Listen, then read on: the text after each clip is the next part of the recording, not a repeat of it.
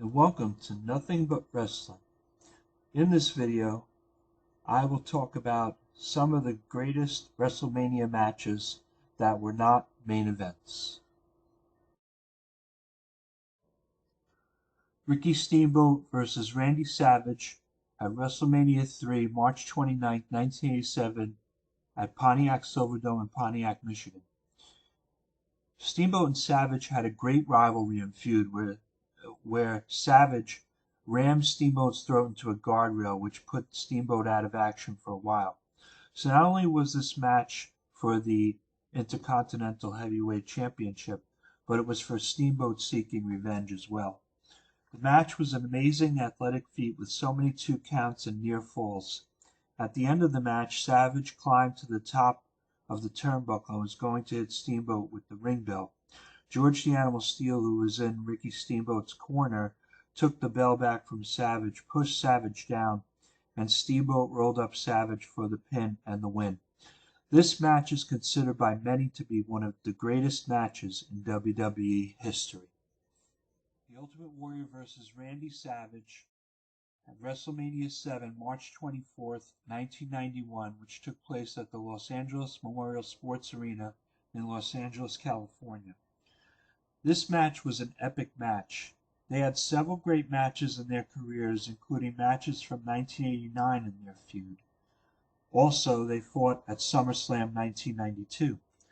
This match had great drama. At one point, Savage tried to finish the Warrior with 5 diving elbow drops, and the Warrior kicked out when Savage tried to pin him. And to everyone's surprise, the Warrior finished the match with 3 shoulder tackles. Because Savage lost, he was forced to retire. After the match, Queen Sherry turned on Randy Savage, and there was a great reunion between Randy Savage and Elizabeth. Bret Hart versus Roddy Piper, WrestleMania 8, April 5th, 1992, at the Hoosier Dome in Indianapolis, Indiana. This is one of the few times in which 2 fan favorites fought for a title. The backdrop for this match was that Bret Hart was the Intercontinental Champion, who a few months back lost the title to the Mountie. At the Royal Rumble earlier that year, Roddy Piper won the title from the Mountie as he was substituting for Bret Hart. This match at WrestleMania was Bret Hart's opportunity to regain the title that he lost. This was a great back and forth match. At one point, Bret Hart was busted open and bleeding.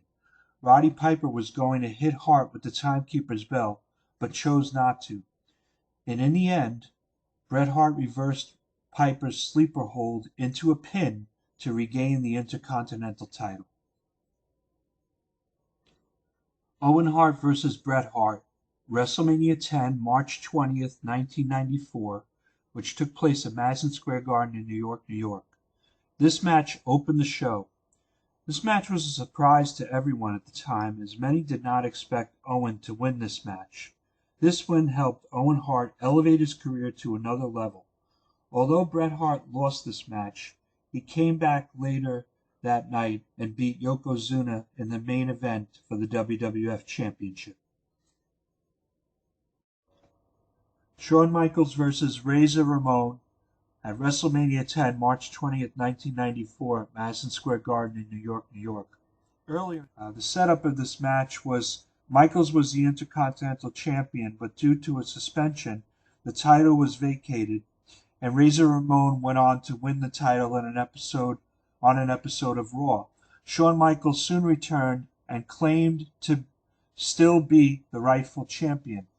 This set up this match at WrestleMania, in which both titles would be held above the ring. In order to win the match, someone had to climb a ladder and grab both titles to become the undisputed Intercontinental Champion. This match was extremely exciting due to the innovative ways that both Shawn Michaels and Razor Ramon used the ladder when performing various offensive moves. The ending of the match came when Michaels got tangled in the ropes. That allowed Razor Ramon to grab a ladder, climb it, and retrieve the 2 belts to win this match and become the undisputed Intercontinental Champion. Bret Hart versus Stone Cold Steve Austin at WrestleMania 13, March 23, 1997, which took place at Rosemont Horizon in Rosemont, Illinois. UFC fighter Ken Shamrock was the special guest referee for this match. As the action began in the ring, Hart focused on Steve Austin's leg. He busted Austin open with an Irish whip into the steel barricade, and Austin's head began to bleed profusely. In the end, Bret applied a sharpshooter on Austin, who did not submit and tried to resist, but passed out from the pain and loss of blood. Shamrock awarded the match to Hart, but Hart continued to attack Austin, which led to a double turn as the fans turned on Hart and began cheering for Austin.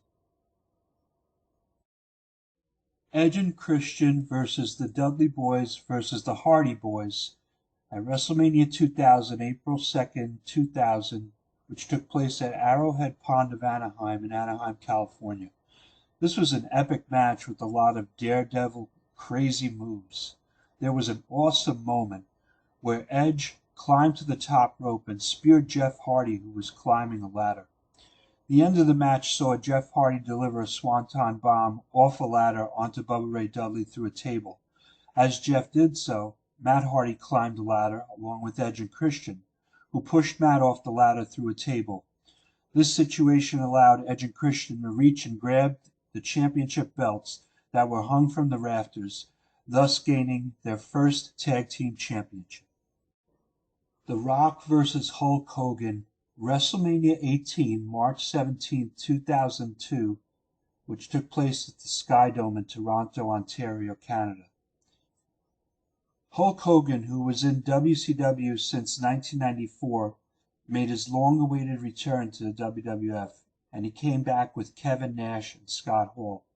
Many believed that this would be the main event of WrestleMania 18, but Triple H fought Chris Jericho for the undisputed WWF Championship, and that was the main event. Many people remembered, including myself, as I was there at one of the few WrestleManias, how cheered Hulk Hogan was, even though The Rock had been the fan favorite. The crowd was really into this match. And after a few rock bottoms and a people's elbow, the ending came and Rock beat Hulk Hogan. After Shawn Michaels versus Ric Flair at WrestleMania 24, March 30th, 2008, which took place at the Florida Citrus Bowl in Orlando, Florida. Early in this match, Shawn Michaels did a moonsault from the top rope to the outside to try and catch Flair, but Flair moved out of the way, and Shawn Michaels ended up hitting his ribs on the announce table. It was painful to watch. And then towards the end of the match, Michaels had executed 2 Sweet Chin Musics in a row, and there's a classic memory when Flair got up on his feet with a worried face, and Michaels had said to Flair, "I'm sorry, I love you," nailing a final Sweet Chin Music and thus pinning Ric Flair to end his 35-year-long wrestling career. The Undertaker versus Shawn Michaels at WrestleMania 25, April 5th, 2009, which took place at Reliance Stadium in Houston, Texas. Every time these two faced off, they had great matches, going back to the Hell in a Cell match in 1997. At one point, The Undertaker did a crazy, exciting dive where he dove over the top rope at Shawn Michaels and missed Shawn Michaels as Michaels pulled the cameraman into The Undertaker. In the end, The Undertaker would keep his streak intact. A year later, The Undertaker would fight Shawn in a career versus streak match at WrestleMania 26. I hope you enjoyed this video. Please like and subscribe. There will be a lot of fun videos to come on this channel, and they will all be about nothing but wrestling.